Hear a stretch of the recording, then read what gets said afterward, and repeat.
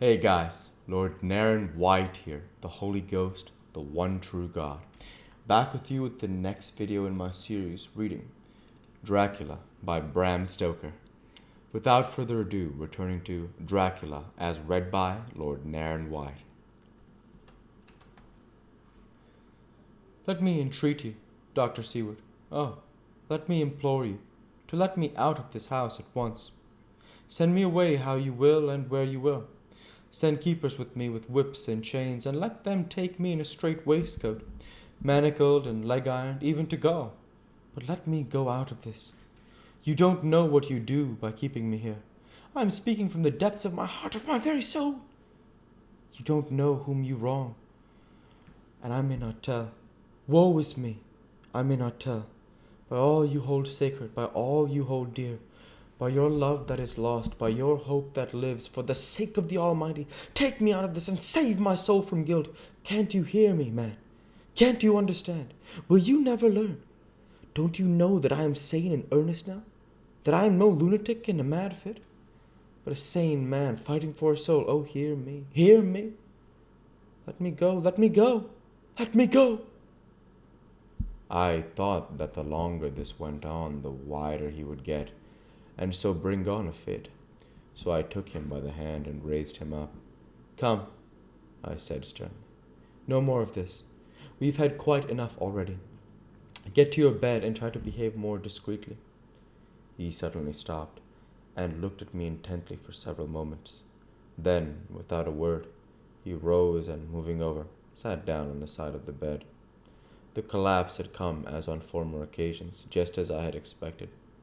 When I was leaving the room, last of our party, he said to me in a quiet, well-bred voice, You will, I trust, Dr. Seward, do me the justice to bear in mind, later on, that I did what I could to convince you tonight.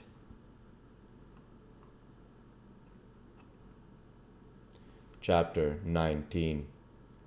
Jonathan Harker's Journal. 1 October, 5 a.m.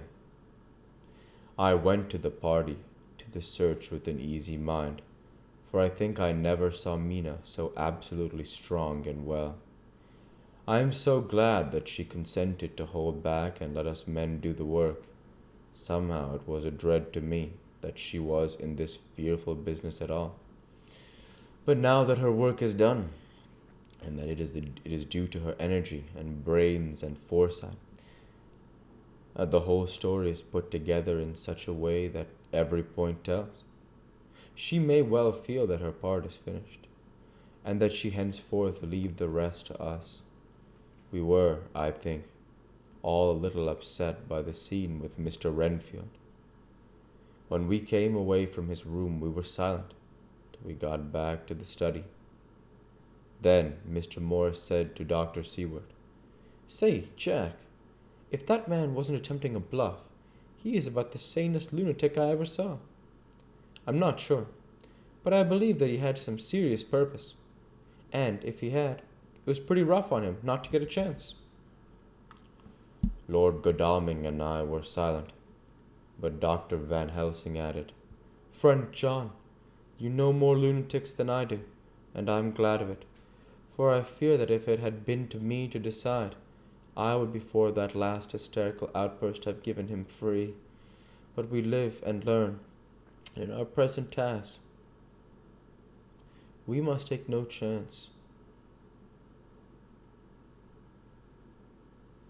As my friend Quincy would say, all is best as they are. Dr. Seward seemed to answer them both in a dreamy kind of way.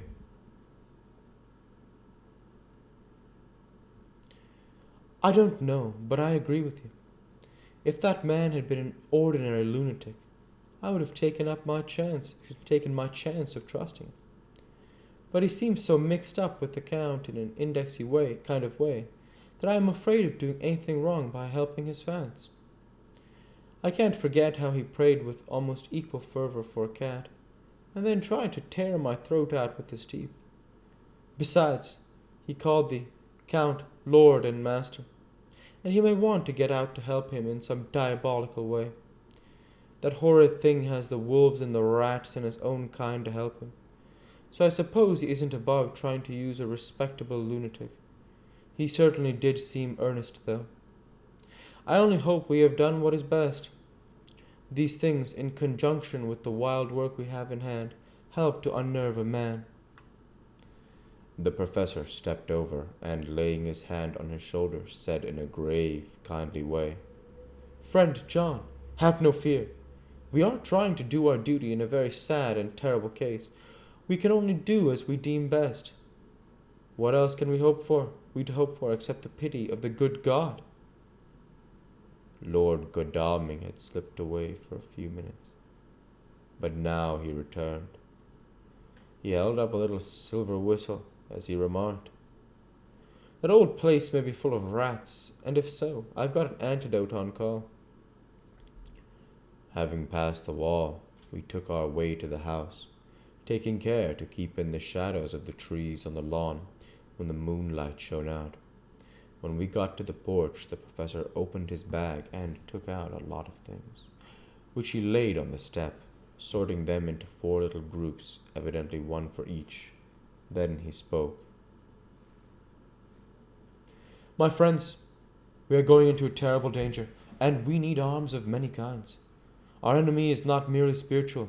Remember that he has the strength of 20 men, and that, though our necks or our windpipes are of the common kind, and therefore breakable or crushable, his are not amenable to mere strength. A stronger man, or a body of men more strong in all than him, can at certain times hold him, but they cannot hurt him as we can be hurt by him. We must therefore guard ourselves from his touch. Keep this near your heart. As he spoke, he lifted a little silver crucifix and held it out to me, I being nearest to him. Put these flowers round your neck.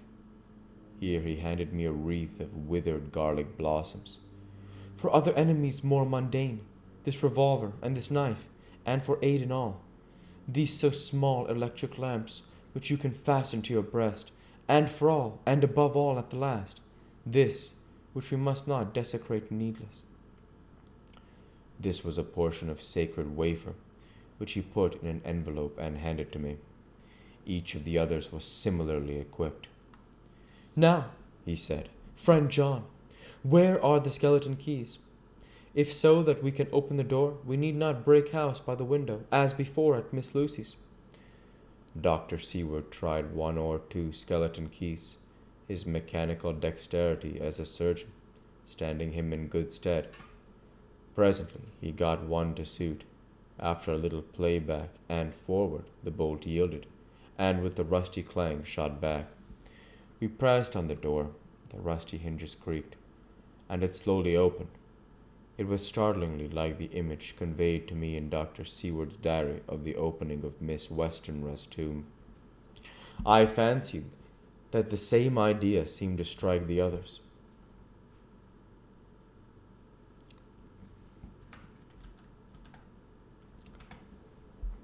For with one accord they shrank back. The professor was the first to move forward, and stepped into the open door. In manus tuas domine, he said, crossing himself as he passed over the threshold. We closed the door behind us, lest when we should have lit our lamps, we should possibly attract attention from the road. The professor carefully tried the lock, lest we might not be able to open it from within. We should be in a hurry making our exit. Then we all lit our lamps and proceeded on our search. The light from the tiny lamps fell in all sorts of odd forms, as the rays crossed each other, or the opacity of our bodies threw great shadows. I could not for my life get away from the feeling that there was someone else amongst us. I suppose it was the recollection, so powerfully brought home to me by the grim surroundings, of that terrible experience in Transylvania. I think the feeling was common to us all, for I noticed that the others kept looking over their shoulders at every sound and every new shadow, just as I felt myself doing. The whole place was thick with dust. The floor was seemingly inches deep, except where there were recent footsteps, in which, on holding down my lamp, I could see marks of hobnails where the dust was cracked. The walls were fluffy and heavy with dust, and in the corners were masses of spider webs, whereon the dust had gathered till they looked like old tattered rags, as the weight had torn them partly down. On a table in the hall was a great bunch of keys with a time-yellowed label on each. They had been used several times, for on the table were several similar rents in the blanket of dust, similar to that exposed when the professor lifted them. He turned to me and said, You know this place, Jonathan? You have copied maps of it, and you know it at least more than we do? Which is the way to the chapel?